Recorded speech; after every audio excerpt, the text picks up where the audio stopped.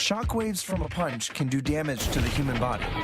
Now we're going to time warp at 10,000 frames per second to see how sound waves destroy glass. Jamie Vandera is famous for using the sound of his voice to destroy wine glasses. They seem to simply explode. But what's happening? I know the sound waves broke the glass, but I couldn't see how. So I'm going to use our slow motion camera to see what we were missing. Instead of singing, I'm going to use a speaker and a tone generator. I have to find the natural vibrating frequency of the glass. I have to match this tone.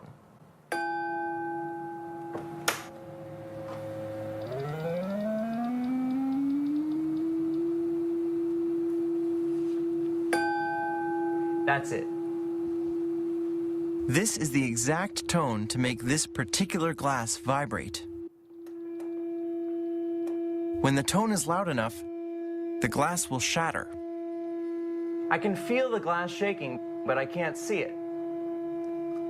If I add a straw, then it's more obvious. So what's happening here? The straw gets tossed side to side, but I can't see why. Let's record it while I crank the volume.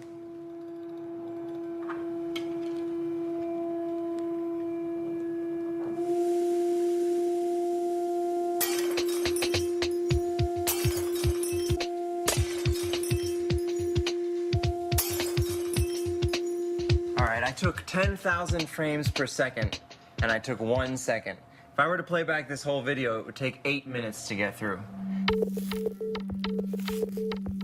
Oh, this is amazing. What felt like the whole goblet vibrating is actually the rim bending back and forth, 337 times a second, the same rate as the sound waves. If I draw in the sound waves, you can see what's happening. One wave comes out of the speaker and pushes the side of the wine glass. The glass bounces back just when another sound wave pushes it again. If the timing or frequency of the sound waves is exactly right, the motion will build until the glass breaks.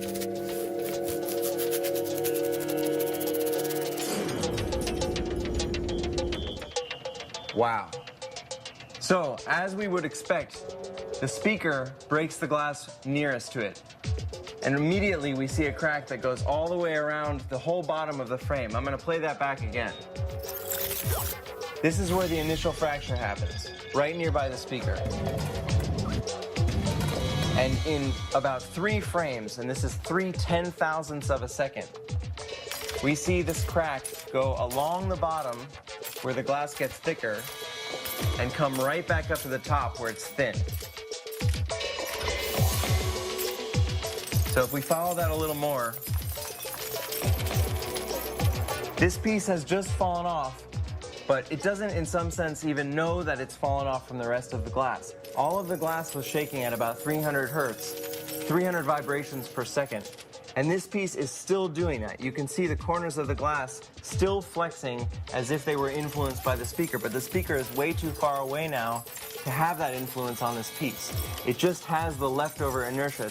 And we see that in all the pieces here, even along the top edge of this glass. This piece of glass is not resonant at that frequency anymore, so it can't get energy from the speaker, and all that we see shaking is the leftover energy from what the speaker gave it in order for it to break. So, if you thought that glass couldn't bend, think again.